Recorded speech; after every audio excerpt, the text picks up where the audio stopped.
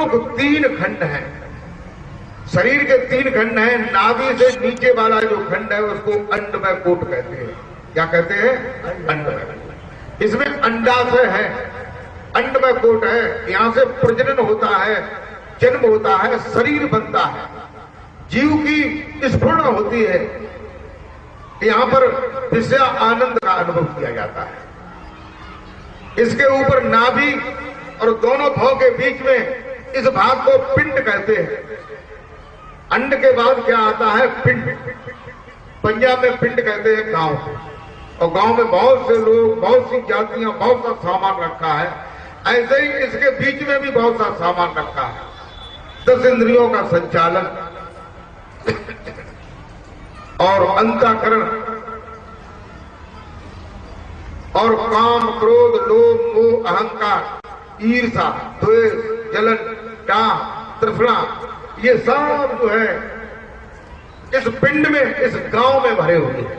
ये तमाम बड़ा सा गांव है, और इसी गांव में जो है कोई प्रभु का जो नाम है वो भी रमण कर रहा है। उसका प्रतिबिंब इसमें आया हुआ है पिंड से ब्रह्मांड। ये जो परमात्मा का जो शब्द है वो सर्वत्र है, सर्वव्यापी है, सर्वेश्वर है, सर्वमय है, सर्वनियंता है, सबका कारण है। जो असली परमात्मा का नाम है वो सर्वव्यापी है। जो परमात्मा का असली नाम है वो सर्वव्यापी है। जैसे पैर के तलवे से लेकर के सिर की चोटी तक ये शरीर है, और शरीर ये काल और अध्या का बनाया हुआ, मिश्रित गठजोल का बना हुआ पुतला है। इसके अंदर सत्पुरुष का प्रमुख अंश जो है चैतन्य आत्मा विराजमान है। उसकी रखवाली पर जो है काल ने, अध्या ने अपना इंतजाम किया हुआ है। और पैर के तलवे से लेकर के चोटी तक ये जो शरीर है, और शरीर की जहां तक ऊंचाई है, सीमा है, उसको कहते हैं हद। हद कहते हैं। इस शरीर से ही जप किया जाता है। शरीर के अंदर ही अजपा है। लेकिन कबीर साहब कहते हैं, अब कभी कभी ये बातें आ जाती हैं तो बताना पड़ता है, वैसे लोग इसको नहीं समझ पाते हैं, और हमारा भी कहना व्यर्थ ही रहता है, लेकिन फिर भी का करे चटकनी दबी याद तो फिर वहां की बात बताना पड़ता। कबीर साहब कहते हैं, क्या कहते हैं कि जाप मरे अरो अजपा मरे। ये दोहा जो है तुम्हारे हिंदुस्तान में जितने भी मत, धर्म, पंथ, सिद्धांत जितने चल रहे हैं, सभी सिद्धांतों के देश को, सभी सिद्धांतों के स्वभाव को, सभी सिद्धांतों की मूल स्थिति को खत्म कर देता है। कबीर साहब का एक ही दोहा जो है सभी धर्मों को, सभी पंथों को ध्वस्त करके नीचे डाल देता है। वो कौन सा दोहा है? सुने कि जाप मरे अरु अजपा मरे, अरु अनहद हूँ मर जाए। जाप मरे अजपा मरे, अनहद हूँ मर जाए। जाप मरे अजपा मरे, अनहद हूँ मर जाए।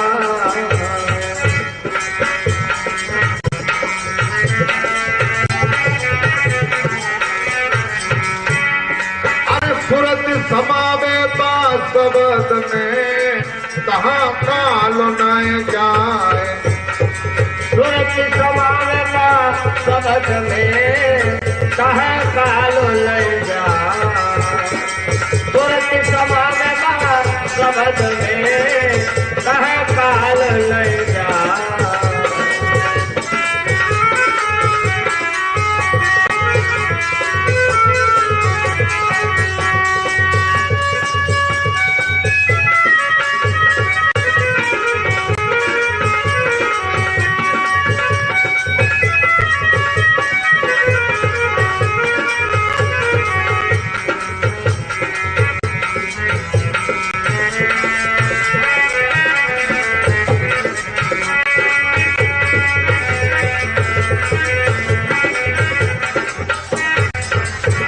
कहते हैं कि जाप मरे। देखो ये दोहा बाद जो है संसार के सभी धर्म पंथ मतों सिद्धांतों को खत्म कर देता है। कैसे कर देता है, सुने इसका अर्थ और समझें। आप जिस मत को जानते हैं, जिस मत से आपका ज्ञान लिया है, उससे अब इसका अर्थ की तुलना करें। ये दोहा ये कहता है कि जाप मरे, वह जो सच्चा नाम है, जो उस सतलोक में ले जाने वाला है, सतपुरुष से मिलाने वाला है।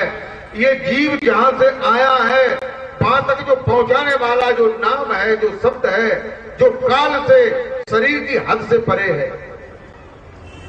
कहते हैं कि उसके लिए जाप मरे, जाप जो है मर जाता है। जाप करते करते मर जाए फिर भी वहां नहीं पहुंच पाओगे। और कौन सा जाप, जो मुख से, जिह्वा से, ओठ कंठ से जपा जाता है, कोई भी नाम, कोई भी शब्द या कोई भी मंत्र, ये वहां नहीं पहुंचा सकता है। फिर कहते हैं इसके बाद कबीर साहब ने कहा कि अजपा मरे, अजपा भी मर जाए। अजपा क्या है?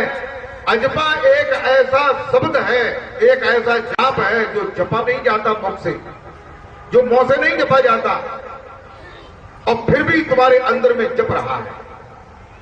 जिसके लिए कहते हैं कि माला कर में ना कहूं, मुख से कहूं न राम, और राम मेरा सुमिरन करे मैं पाऊं विश्राम। उसको अजपा कहते हैं।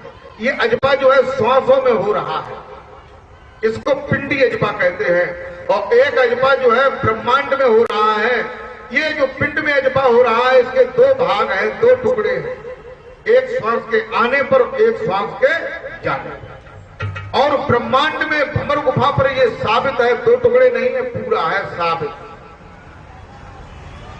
और ब्रह्मांड से परे जिसकी बात हो रही है, और इसी ब्रह्मांड में अनहद है, इसी ब्रह्मांड में अनहद के शब्द हैं। इसी ब्रह्मांड में 6 मुकाम हैं, और 6 मुकामों पर अलग अलग अनहद नाद की ध्वनियां आ रही हैं, जिनको सुनने से रिद्धियां सिद्धियां प्राप्त होती हैं, जिनको सुनने से रिद्धियां और सिद्धियां और शक्ति, पावर, ज्ञान उत्पन्न होता है। कबीर साहब कहते हैं कि जाप मरे, वहां पहुंचने के लिए जाप भी मर जाता है, और वो अजपा मरे। और शरीर में एक पिंड में अजपा है और एक ब्रह्मांड में अजपा। ब्रह्मांड में 2 अजपा है, एक ब्रह्मांडी अजपा है, एक मूल अजपा है। मूल अजपा जो सीधा सीधा जो सहज शब्द से प्रकट हुआ है। और उसके अलावा इस शरीर में 84 और अजपा है। 84 और अजपा है जो कोई जप नहीं रहा है, स्वयं जप रहे हैं, स्वयं हो रहे हैं, जिनमें स्पंदन हो रहा है। जप कहते हैं, शब्द कहते हैं स्पंदन, शब्द कहते हैं धड़कन, शब्द कहते हैं वाइब्रेशन, शब्द कहते हैं प्रादुर्भाव धुनात्मक। तो ये अजपा जो है 84 प्रकार का अजपा अलग अलग हो रहा है। और एक पिंड में अजपा है, और ब्रह्मांड में ब्रह्मांडी अजपा है, फिर ब्रह्मांड के सिरे पर मूल अजपा है। ये सभी अजपा और ब्रह्मांड में 6 मुकामों पर होने वाली दुनिया, ये सभी उस सत्य को पाने में मर जाते हैं, ये नहीं पहुंच पाते। जाप मरे, अजपा मरे, और अनहद हु मर जाए, और सूरत समावे 5 शब्द में। कौन से शब्द में? जय तो बात जानने पड़ेगी। इसी बात को जनाने के लिए मैं आया हूं इस संसार में। ये जयकारा बोल मेरे श्री गुरु महाराज की जय। मैं देखना चाहता हूं कि कितने लोग इसे जानना चाहते हैं, सत्य की ओर कितने जाना चाहते हैं। विज्ञान कहते हैं किसी चीज का क्रमबद्ध ज्ञान ही विज्ञान होता है। इसलिए हमारा ज्ञान जो है वो क्रमबद्धता से है। पहले मैं पिंड का और ब्रह्मांड का ज्ञान देता हूं, उसके बाद उस सहज शब्द का ज्ञान देता हूं, जिससे सतलोक में निवास होता है, सतलोक में सुरत का गमन होता है। ये रूह आत्मा सतलोक में पहुंच जाती है जहां इसका घर है।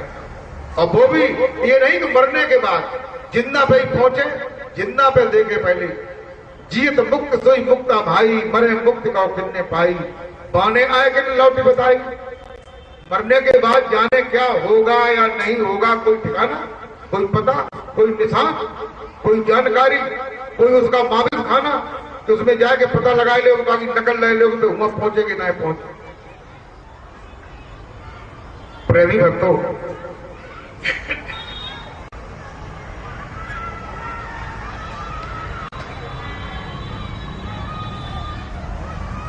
इसलिए जो है उस क्रमबद्ध ज्ञान को क्रम से जान करके वहां पहुंचो जहां तुम्हारा घर है,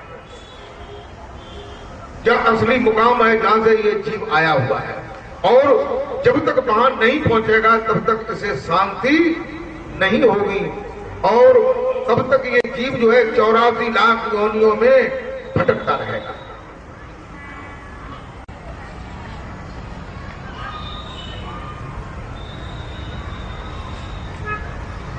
प्रेमी भक्तों, संतों में और सदगुरुओं में कितना पावर है ये दुनिया के लोग नहीं जानते। अच्छा, क्यों नहीं जानते हैं? संत सदगुरुओं ने खुद अपनी मट्टी खराब कर दी, भेष बनाए के, डिजाइन बनाए के, कोई इलेक्शन में लड़े रहो, कोई अपने और काले धंधे कर रहा है, कोई जो है तरह तरह के जो है आवेश कर रहा है, लोगों को ठग रहे हैं।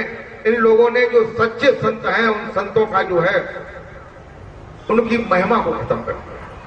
लेकिन ये याद रखे कि सच्चे संतों की महिमा कभी खत्म नहीं होती है। चाहे जयकारा बोल मेरे श्री गुरु महाराज की जय। ये काल के भेजे हुए जो गुरु और सदगुरु हैं वो काल के दायरे में ही अपना नाम भजन जब ये चीजें बता करके और दुनिया के जीवों को फंसा रहे हैं और ठग रहे हैं। ऐसे लोगों के चक्कर में आकर के जीव जो है वो भ्रमित हो जाता है, भ्रम में पड़ जाता है कि आखिर असली बात क्या है।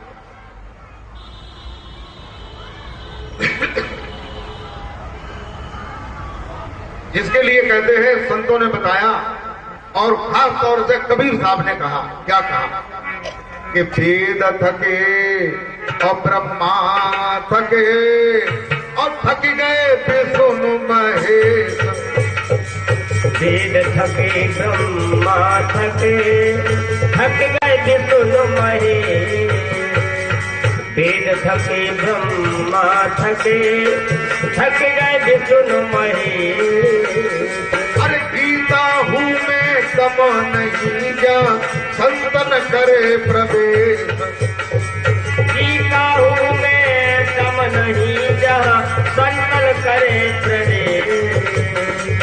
गीता हूँ मैं दम नहीं जा, संतन करे प्रवेश।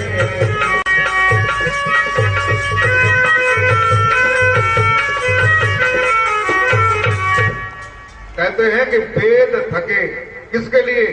उस सत्य को पाने के लिए, उस परमेश्वर को पाने के लिए। वेद थके, ब्रह्मा थके, वेद भी थक गए, ब्रह्मा भी थक गए, और भगवान विष्णु भी थक गए, भगवान शंकर भी थक गए। और गीता भी वहां उस बात की बात नहीं कहती है जो बात सत्य की है। गीता में, रामायण में, पुराण में, बाइबल में, चारों वेदों में, सब में जो है काल के दायरे की ही बात है। संतों की महिमा के लिए कहते हैं कि एक गांव में एक सज्जन थे, उनका नियम था कि वो हर पूर्णमासी को गंगा स्नान करने जाया करते, हर पूर्णमासी। थे वो गृहस्थ। उनका जब विवाह हुआ तो उन्होंने विवाह जो है अन्य किसी दशाओं में से नहीं किया, गंगा के किनारे से ही विवाह किया। जगह जा नाते से जब जाओ करेंगे तब गंगा में स्नान कर लिया करेंगे। एक दिन क्या काम हुआ कि घर गृहस्थी के काम में, खेत के काम में वो उलझे रहे, और उलझे क्या हुआ कि थोड़े से लेट हो गए। लेकिन फिर भी उन्होंने हाथ पांव धोए, घूरापन और टांगो और लव सोटा और भाग गए। भागत जो है अंधेरा हो गया। गंगा जी थोड़ी दूर रह गई। वहां पास में एक जो है महात्मा जी का आश्रम था, वहां एक संत जी रहते थे। वहां एक बहुत बड़ा सरोवर था। वहां हर वर्ष में एक संतों का सम्मेलन हुआ करता था। तो वे बेचारे जो है वहां पहुंचे और पहुंच करके महात्मा जी को प्रणाम किया। महात्मा जी ने कहा, बेटा कहां से आए हो और कहां जा रहे हो? तो उन्होंने अपनी बात को बताया कि मैं फला काम से आया हूं और मैं गंगा स्नान करने जा रहा हूं। अब थोड़ा सा अंधेरा सा हो गया तो मैं ये सोचता हूं सवेरे ही अलग सुबह ही मैं यहां से निकल जाऊंगा। उन्होंने कहा, बेटा जैसी तुम्हारी इच्छा। शाम को भोजन बना, तो वो भोजन जो है जो गंगा स्नान कर लिया करता था उसी के हाथ का भोजन, ये नियम था। जो गंगा स्नान जिसने किया है, जिस महिला ने, उसी के हाथ का बना हुआ भोजन करते थे। उनकी पत्नी ने कई बार स्नान किया, उनके सब घर वालों ने किया, ऐसे जो है उनके रिश्तेदारों ने भी किया। जहां वो जाते थे बताते थे कि हम तभी भोजन करेंगे जब तुम गंगा स्नान एक बार भी जीवन में कर लोगे। तो शाम को भोजन बना, संत जी ने भोजन के लिए उनसे कहा कि बेटा भोजन कर लो। फिर उन्होंने सोचा मन में कि ये तो संत हैं और गंगा के किनारे हैं, जाने कितने बार गंगा स्नान करने गए होंगे, इनसे कहां पूछे। बैठ गए, उन्होंने भोजन कर लिया। भोजन करने के बाद जो है सो गए। सवेरे जगे भुरारे, थोड़ो सो नेक नेक फकपको भाव, तब जगे। लेकिन रात में उनके विचार की चरखी चलती रही कि हाय कहूं महात्मा, जाने गंगा में हनाव है कि ना हनाव है। क्योंकि तो उनका तो वही नियम था। तो ये समझ रहे कि गंगा में हनाया सोई तरे सकत और कोई नहीं तरे। और गंगा में निरी मछलियां, निरी मुर्गियां, जे अगर गंगा में तरी आती तो यहाँ जगह ना आती संसार में। जहां स्वर्ग हो तो तमाम तरीके जाते, तम जगह ना आती। वैकेंसी बड़ी भीड़ हो जाती, पर्ची मिलती का ना 2 महीना पहले, तब जो है वहां में भर्ती हो पाती।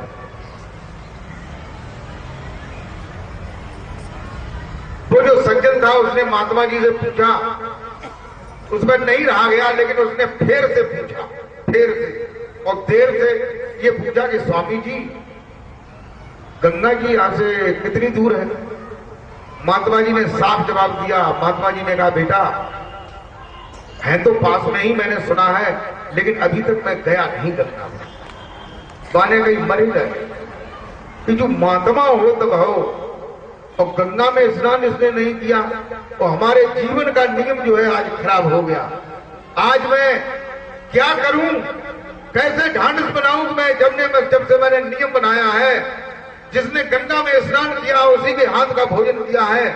आज मैंने इस महात्मा का ये हाथ का भोजन किया है। ये पड़ोस में गंगा होते हुए भी गंगा में स्नान नहीं करने गया। उसने सोचा कि चलो ये भूल आज हो गई, कोई बात नहीं, लेकिन जिंदगी में मैं अपने कानों को पकड़ रहा हूं, जिंदगी में ऐसी कभी भूल नहीं होगी। बिना पूछे, बिना जाने मैं कभी भोजन नहीं करूंगा। सज्जन जो थे गंगा की ओर चलने लगे। वहीं पर बहुत बड़ा सरोवर था, उसके किनारे से रास्ता था। सरोवर के किनारे जो है चलना शुरू हुए। तब तक क्या काम हुआ कि आगे से 3 सींगों वाली गायें, सींग थे उनके, 3 गायें वहां से उधर से लुढ़की हुई चली आ रही। उस सज्जन ने गांव को देख करके गायें जब आते हुए देखी तो उसने कहा कि ये तो बड़ी छड़केल गाय है, कहीं ऐसा तो नहीं हमारा पेट फाड़ दें, हम पर दौड़ पड़े। तो सज्जन जो है वो रुक गया, थोड़ा सा घबराने लगा और साइड से हो गया। गायें लेकिन वहां पर थोड़ी सी रुकी और रुक करके सरोवर में घुस गई। उन गायों का रंग जो है काला था, काली गायें सरोवर में घुस गई। गांव ने स्नान किया डुबकी मार के, और स्नान करने के बाद जब वो बाहर निकली तो उनका सारा शरीर जो है सफेद हो गया, सफेद हो गया। बाहर निकली तो सज्जन ने कहा कि ओहो, ये तो गाय अभी काली थी और ये सफेद हो गई। बड़ा ताज्जुब है, बड़ा आश्चर्य है। वे गाय निकल करके उसी की तरफ फिर आने लगी। तो उसने सोचा कि ये गाय तो है, लेकिन कोई ये अद्भुत गाय है, अजीब गाय है, इनमें कोई विशेषता जरूर है। फिर उसकी घबराहट कुछ कम हुई। वे गाय उस सज्जन के पास में आकर के 2 मीटर की दूरी पर खड़ी हो गई। तो उसने सोचा कि ये तो खड़ी हो गई, बड़ी सज्जन मालूम पड़ती हैं, ये हमें मारे। फिर बीच में जो गाय खड़ी हुई थी वो बोली कि देखो भैया,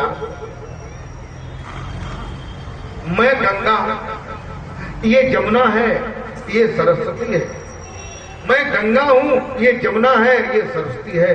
मैं तीनों बहनें यहाँ साथ स्नान करने आएंगे। जब संसारी लोग तमाम तरह तरह के दुष्कर्म करके पाप करके मुझ में स्नान करते हैं तो उनका जो है पाप का बल मेरे चमड़ी पर छा जाता है, मेरे ऊपर कालिमा बन जाती है, मैं काली पड़ जाती हूँ। और जब मैं ज्यादा काली पड़ जाती हूँ तो यहाँ मैं आया करती हूँ। यहाँ पर हर वर्ष संतों का सम्मेलन होता है, संत महात्मा इसमें स्नान करते हैं और उनके शरीर से छुटा हुआ मैल इसमें पड़ जाता है, जिससे इसका जल जो है और अत्यंत पवित्र हो जाता है।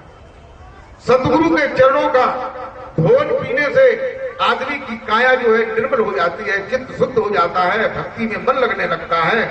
और यहाँ तो जाने कैसे कैसे संत आकर के इसमें स्नान करते हैं। इसलिए देखो मेरी तरफ मेरी काया स्वच्छ और सफेद होगी। बोलिए गोविंद भगवान की जय।